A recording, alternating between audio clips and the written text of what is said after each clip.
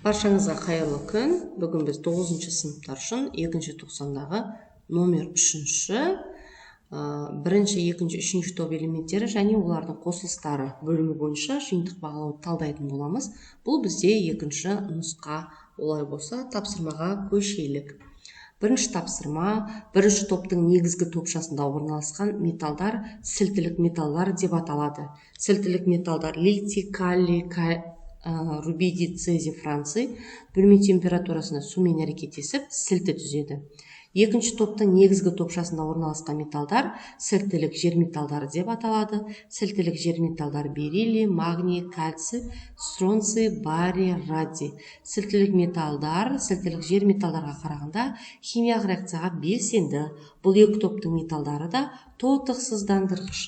Енді бізге мына жерде тапсырмада тотықсыздандырғыш қасиеттері айқын металды, яғни жоғары төмен белгісімен көрсетіп, себебін түсіндіріңіз дейді. Енді бізге калий мен кальцийді салыстыру керек. Мына жерде калий 1-ші топта, кальций 2-ші топта орналасқан бізде. 1-ші топ металдары 2-ші топ металдарына қарағанда белсендірек болады. Сонда былай қоямыз. Ең себебі жасайық. 1-ші топ металдары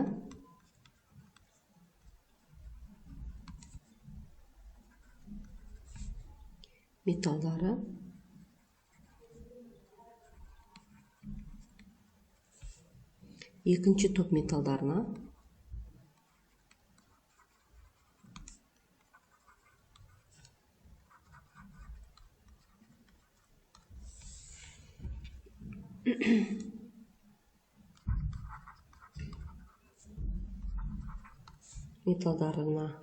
қарағанда белсендірек.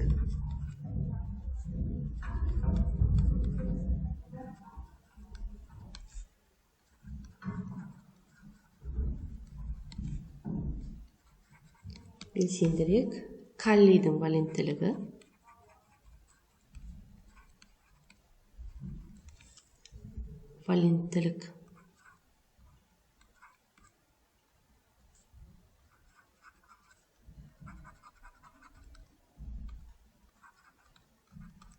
валенттілік электронын беруі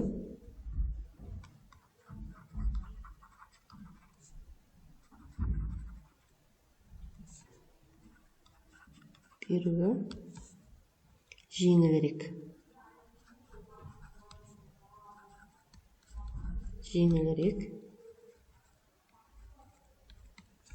Себебі сыртқы электрон қабатында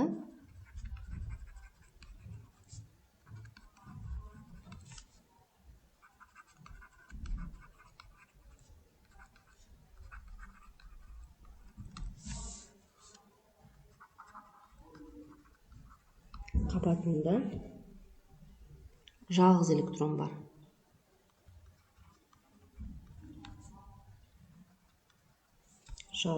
электрон бар.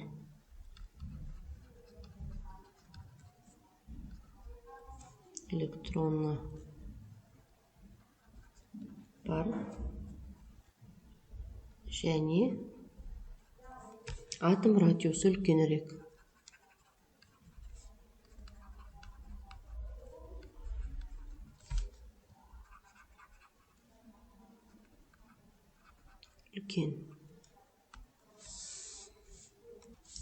Енді бізге магний мен барийді салыстыр дейді. Оның белгісі былай болады. Себебі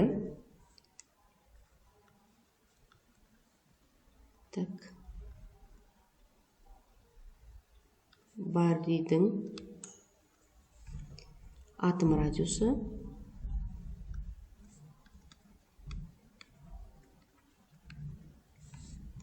үлкен. Сондықтан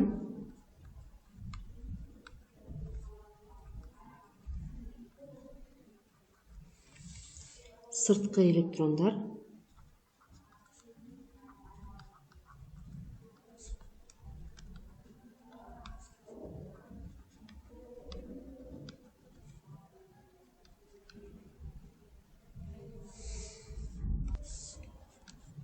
ядродан ядродан алыс орналасқан.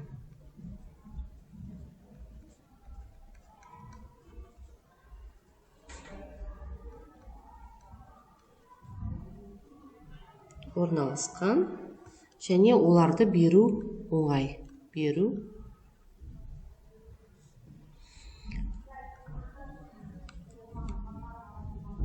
оңайырақ деп жазайын. Оңайырақ.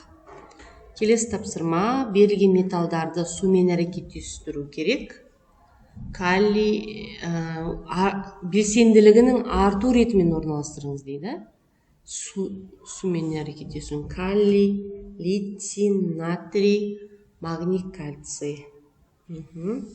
Енді магний, одан кейін бізде кальций, натрий, литий және ең белсендісі бізде калий. Осы қатардағы металдардың біреуінің сумен әрекеттесу теңдеуін жазыңыз. Натрийді алайық. 2 натрий әрекеттеседі сумен. Сонда бізде натрий гидроксиді және сутек газы түзіледі. Келесі тапсырма: алюминийдің қосылыстарымен атауын сәйкестендіреміз. Натрий 3, алюминий фтор 6, бұл бізде криолит. Криолит. Олай жазайын. 1 Д.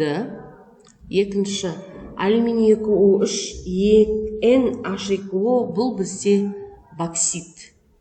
Бұл жерде F болады.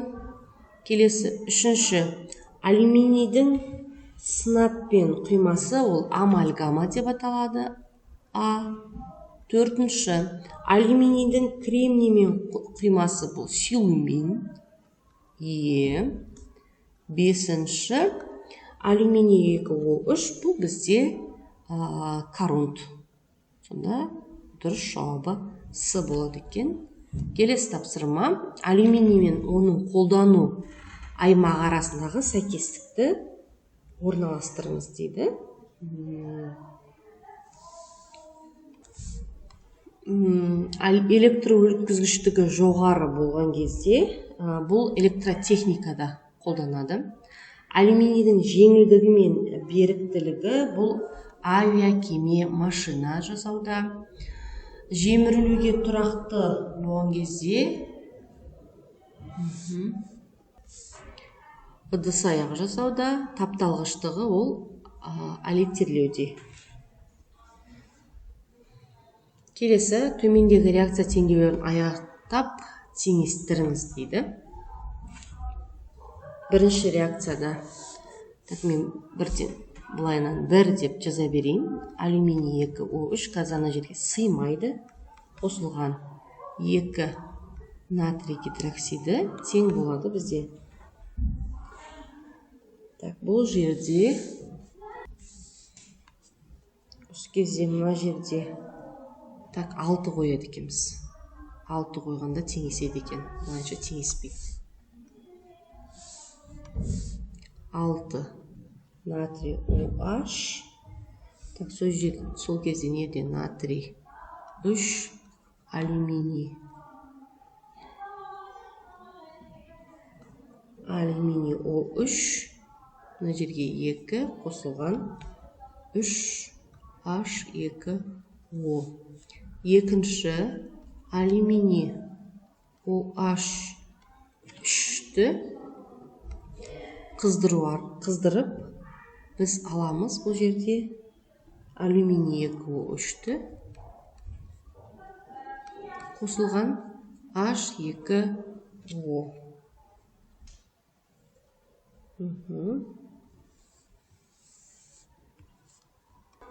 Мына жерге 2 қоямыз. Мына жерге 3 қоямыз. Үшінші тапсырма: алюминий 2, SO4 3 қосылған 6 H хлор, 2 алюминий хлор 3 қосылған 3 H2 SO4. Келесі төртінші тапсырма. Алюминий хлор 3-ке 3 H2O-ны қосамыз да. Сөйдемеде алюминий OH3 қосылған 3 H хлор.